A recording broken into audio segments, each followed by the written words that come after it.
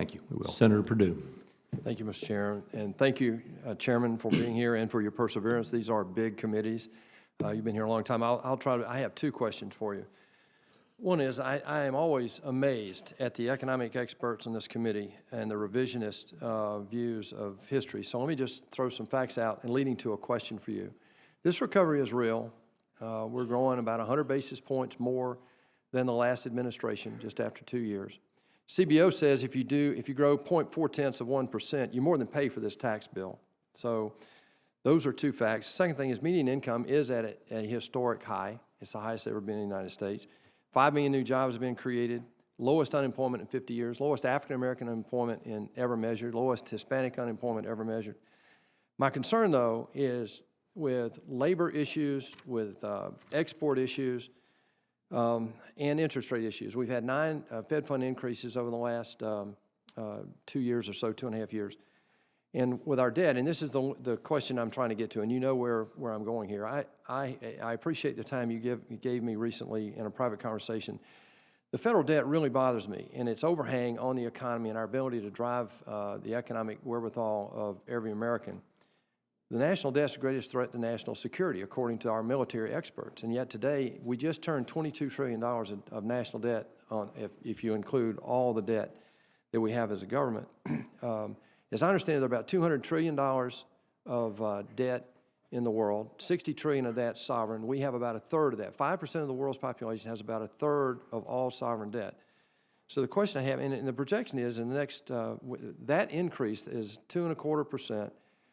With our size debt, technically is about $450 billion in new interest that we've loaded in there. And yet, of that $60 trillion of sovereign debt in the world, about 11 trillion of that is laid out at negative interest rates. Much of that's in the Eurozone.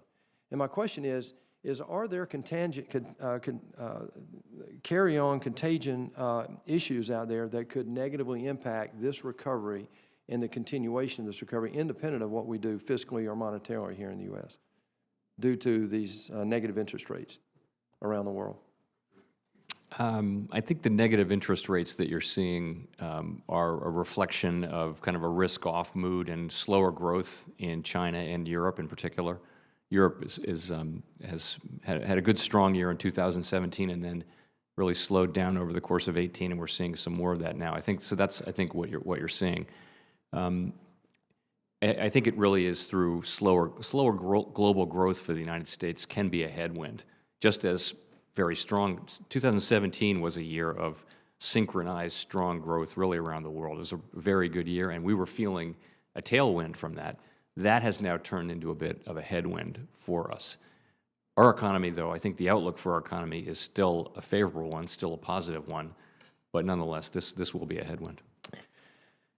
There's a growing debate in Congress now among some of my colleagues about advocating a change in how monetary and fiscal policy work together, and these people are advocating a modern monetary theory.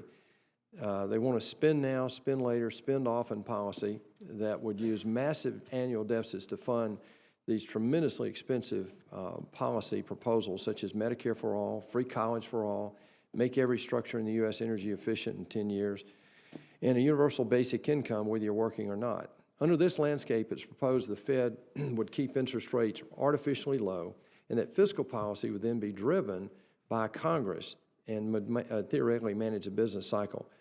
What obstacles do you anticipate in seeing that, and how successful has fiscal policy been in terms of managing either inflation or interest rates? Let me say, I haven't really seen a carefully worked out, description of what is meant by MMT, was what you're mentioning. Yes, sir. It may exist, but I haven't seen it. I have heard some pretty extreme claims attributed to that framework, and I don't know whether that's fair or not. But I will say this. The idea that deficits don't matter for countries that can borrow in their own currency, I think is just wrong. I think U.S. debt is fairly high at a level of GDP, and much more importantly than that, it's growing faster than GDP, fairly significantly faster. We're not even close to primary balance, which means, right, the deficit before interest payments. So we're going to have to either spend less or raise more revenue. In addition, you know, to the extent people are talking about using the Fed as a sort of, our role is not to provide support for particular policies. It is to, and that's central banks everywhere, it is to try to, you know, achieve maximum employment and stable prices. And so that's really what it is. And I think decisions about spending and controlling spending and paying for it are really for you. Thank you. Senator Schatz.